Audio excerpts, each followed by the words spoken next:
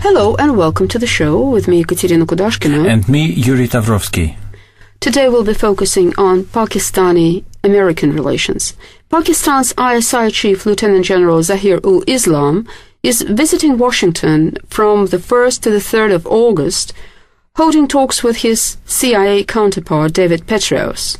This is going to be the first meeting between the heads of the two secret services against the backdrop of persisting tensions between the United States and Pakistan. So, what do we need to expect of the visit? Or what could be the implications of these negotiations for the bilateral US-Pakistani relations and the situation in the region at large? And these are the questions we've been discussing with our guest speakers, Irfan Shahzad of the Institute of Policy Studies in Islamabad in Pakistan, Dr. Wilson John, Vice President of the Observer Research Foundation in New Delhi, India, and our expert Gennady Yevstafiev, retired Lieutenant General of the Russian Foreign Intelligence Service.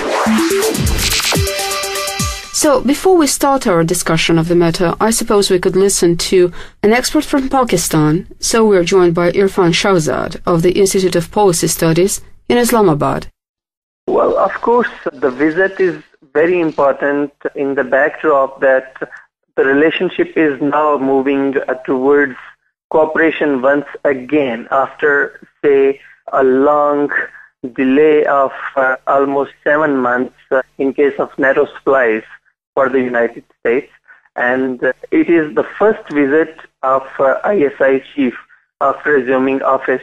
So it has its importance.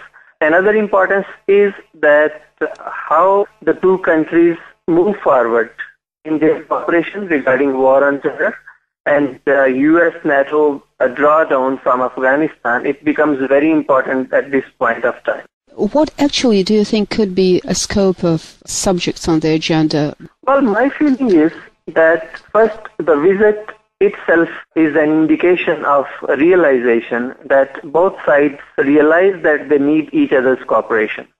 Secondly, I feel that the two sides are negotiating to possibly work out a proper and mutually able mechanism of intelligence sharing. That is, in my view, it is going to be a major agenda point.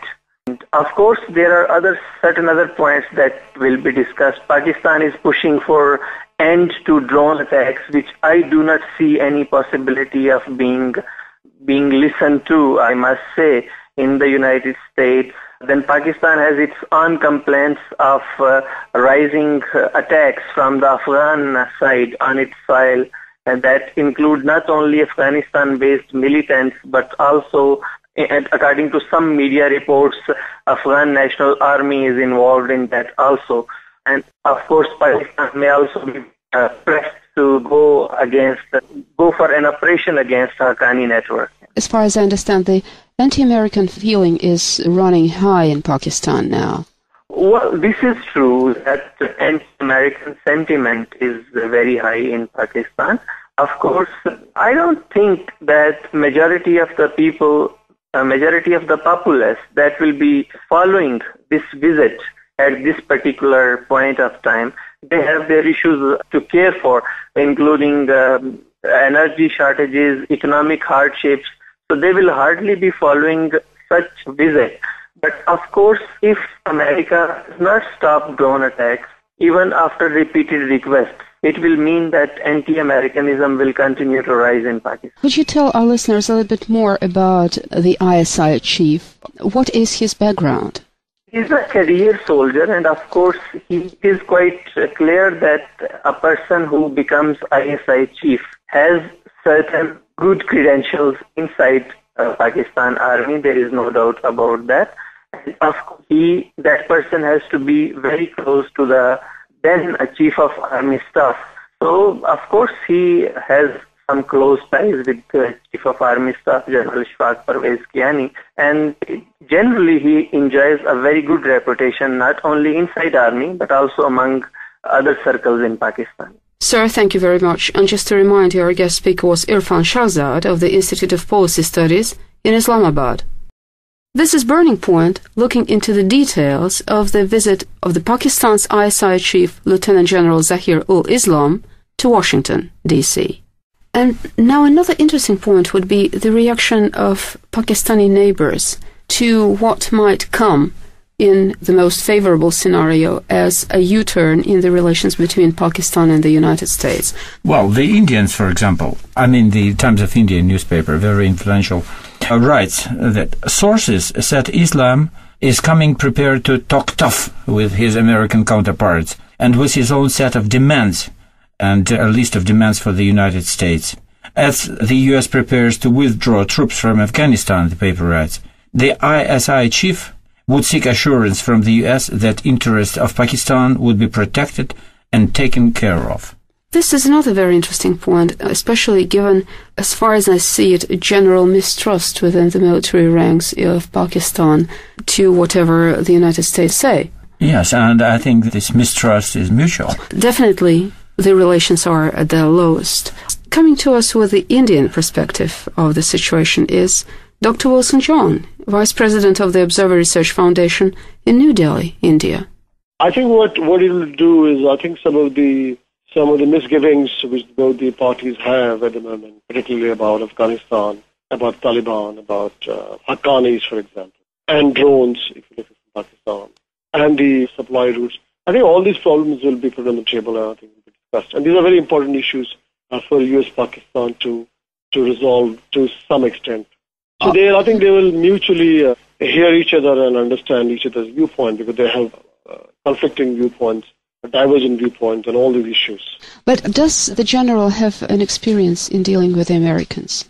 I really don't think, going by his official biography, I really don't think that he has got too much of a contact. And if it did have, I think it's not in the public domain, number one.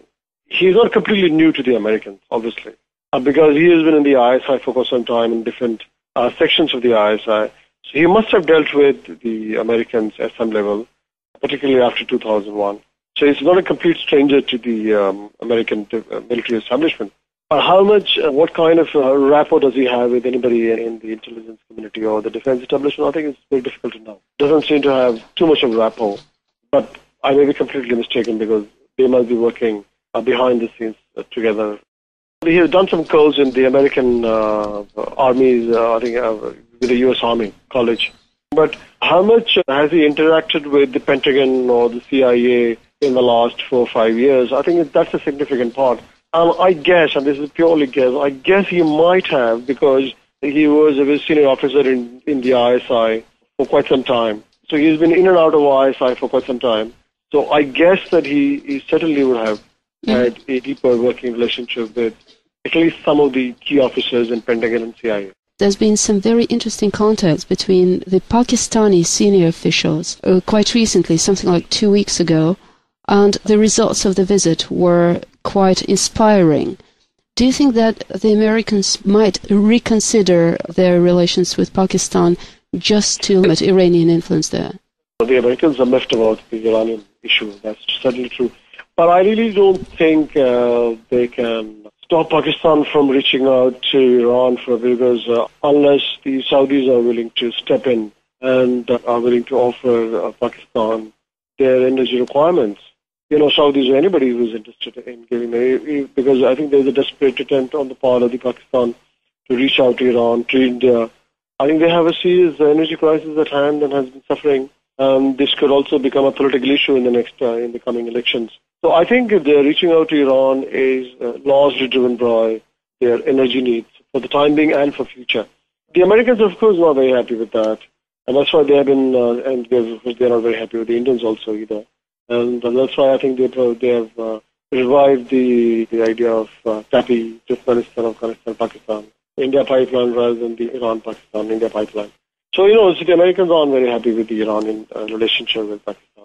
But Pakistan are playing, I think, a very complex game. They are reaching out to Iran. They're also reaching out to Saudi Arabia, for example. Recently, there was a meeting between the Saudis and the new Prime Minister of Pakistan, Raja Pervez Ashraf. What transpired, nobody knows. But so there is this initiative being taken by Pakistan to Saudi Arabia, to the Muslim countries in West Asia, and to Iran. So it's a very significant move on the part of Pakistan as far as I think Americans are concerned. But I think they do realize that the Pakistan has a problem. I don't know how much they're willing to accommodate that issue, the Americans, about, say, Pakistan's energy crisis. I don't know. At the moment, they are not in the mood to really give any concessions to Pakistan at this stage. But they might relent, I think, after November, after the election fever is over in Washington. Dr. John, thank you so much. Just to remind you, our guest speaker was Vice President of the Observer Research Foundation in New Delhi, India. This is the Voice of Russia. This is Burning Point, looking into the details of the visit of the Pakistan's ISI chief, Lt Gen Zahir-ul-Islam, to Washington, D.C. So it's a very interesting detail that Lt Gen Zahir-ul-Islam has got some experience in dealing with the Americans and presumably even spent some time in the United States undergoing certain military training. So definitely this might be the reason why Mr. Zardari is pinning hopes on his current visit to the United States. Yes, but you know, Katya, the problem is not only good or bad relations between some Pakistani generals and American counterparts. The problem is that America is now not so strong as it used to be, and, well, maybe it will be wise to quote a foreign policy article which says, the traditional U.S. negotiating approach, offering a broad strategic relationship accompanied by generous aid, and stressing Pakistan's indispensability to U.S. policy, is out of step with the U.S. fiscal realities and with the mood of key U.S. officials. So I really Which is more important, fiscal realities or the mood of both. Key U.S. officials? I think both, because really America feels financial problems on one hand, and there is a strong opposition to Pakistani demands both in the administration and also in the Congress.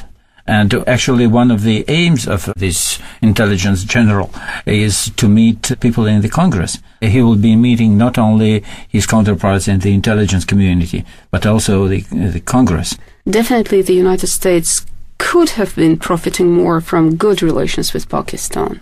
You know, everybody wants American money. Not only Pakistanis. Not exactly. I suppose that Iran, which used to be quite instrumental for the United States at the initial stages of this anti-terrorism campaign, I'm not sure Iran would be looking for the American money as such. But of course now the U.S.-Iranian relations are desperately damaged, and the United States could not count on Iranian assistance. Iran is one of the few really sovereign nations in this world. While other countries are less sovereign.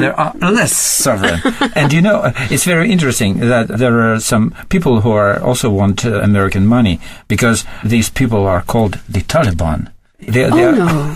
Yes, they're very happy. They still want the American money? Yeah, they love American money. I wanted to quote Washington Post dispatch from Kandahar. One of the Afghan war's great ironies is that both NATO and the Taliban rely on the convoys to fuel their operation, a recipe for something endless conflict. Because, Taliban people, those warlords, they get so-called security money from American trucking companies, from contractors, and this 7-month break in transportation made them suffer.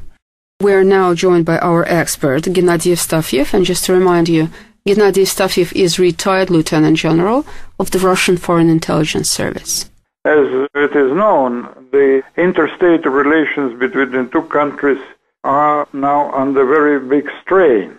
It happened in November when American RPA, which stands for Remote Controlled, Remote Piloted Unmanned Air Vehicles, attacked alleged terrorists, but in reality these were Pakistani soldiers on the Pakistani territory, and the 22 soldiers were killed.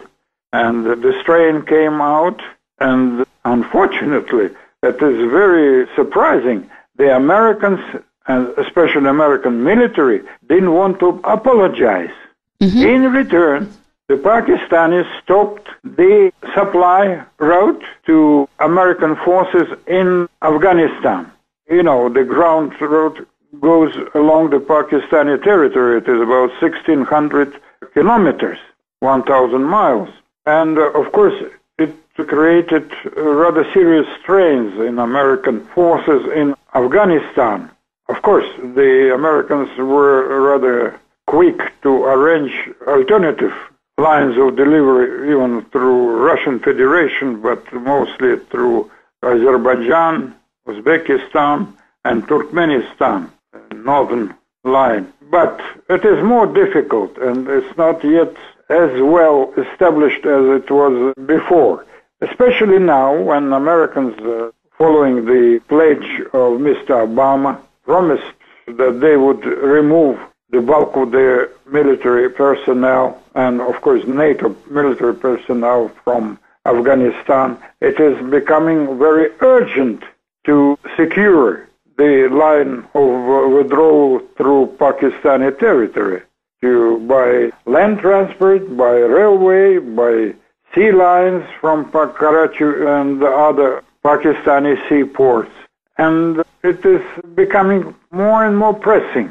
But the CIA and the Pentagon still don't want to apologize, because these people act upon early recommendations of Mr. Joseph Biden, the Vice President of the United States, who is a person who totally lost confidence into Pakistani allies, who are considered to be strategic allies, but Pakistanis are playing their own game. So, the time has come to mend the relations and to try to improve them. There is an urge on both sides, because Pakistan is in a very serious economic trouble, and it requires a lot of economic help from the Western countries. But Pakistanis cannot do it in a way that they would surrender to the American pressure. So, the newly appointed Director General of Inter-Services Intelligence, Mr. Zahir-ul-Islam, who is a rising star, Lieutenant General among the Pakistani military, has agreed to come to Washington on the 1st of August to try to find solution. And he is bringing a solution which has been reported. But just to make him comfortable, though the Pentagon and the CIA didn't want to apologize, the Foreign Secretary of State, Hillary Clinton, has said that the United States apologized for the unfortunate incident and with the Pakistani military, or the unfortunate incident without information of Pakistani authorities of killing Osama bin Laden and some other situations which occurred in 2011. That facilitated the further development and the possibility of the meeting. So, Zahir-ul-Islam will stay there for 2 days. He has a lot of things to talk with David Petraeus. Petraeus is one of the most sophisticated and politically minded of American military people, top American people. He used to be the army commander in Afghanistan. He knows perfectly well the situation in the area, and he is a very able interlocutor who understands the realities and the modalities of the situation there. What is Zahir-ul-Islam bringing to Virginia? The main thing is the Pakistanis are suggesting that Americans stop unwarranted, what they think unlawful use of drones over the territory of Pakistan. This is a very important element in what they are trying to arrange, because the Pakistani people, the Pakistani society is very angry, and it is in a very high anti-American spirit. We are discussing the possible implications of negotiations between Pakistan's ISI Chief Lt Gen Zahir-ul-Islam with his CIA counterpart, David Petraeus. Just to remind you, our guest speaker is Gennady Evstafiev, retired Lieutenant General of the Russian Foreign Intelligence Service. Pakistan is prepared to cooperate with the United States. And in this sense, Americans would use their drones not for attacking purposes, but for intelligence targeting of possible terrorist groups and locations. They would cooperate with the Pakistani military, giving them instructions where to attack, and would help to target these groups, and the Pakistanis would deliver attacks, and whatever information they get, they would immediately give the Americans reports on the operations. Nobody knows whether the Americans, it is very well known that both the Pentagon and the CIA are totally against this kind of proposal. It is a really discussed situation in the military political circles of both countries. But the State Department and the presidential administration are very sympathetic towards that, especially when the Pakistanis are promising that they would be very sincere, very cooperative, and so on and so on. So it is a very important thing, and if they manage to resolve this issue in the way which would be mutually acceptable, it would be an achievement. Pakistanis in their turn have opened the lines of supply, and that's why 2 weeks ago the whole thing has begun to work. Of course, it has been attacked by Taliban, and rather often very actively and successfully attacked. But nevertheless, it is a line of withdrawal of the bulk of American equipment and technical personnel and so on and so on. Because, as you know, Americans, the personnel would be removed steadily by airplanes, also through the Russian territory, which is considered to be controversial in political circles. And we know there was a flurry of recriminations of betrayal on the part of some Russian political circles. But now it has calmed down, and it is to be a very serious additional way of removing American personnel from Afghanistan and NATO also, Germans, British and others. And of course, if they make a deal on that score, we should expect an agreement of improving military relations, and there is every chance for Pakistan to receive armaments and equipment of the departing American troops, and not only American troops, which would be useful for Pakistani army. And of course, there is a chance of serious improvement in state-to-state relations, which Pakistanis badly need. So, in a way, the fact that it has been given, this task has been given to General David Petraeus and Pakistani rising star Zahir-ul-Islam, it is a sign that both sides are very serious in trying to achieve a breakthrough in the stalemate in the relations. Sir, thank you so much. And just to remind you, our guest speaker was Gennady Evstafiev, retired Lieutenant General of the Russian Foreign Intelligence Service.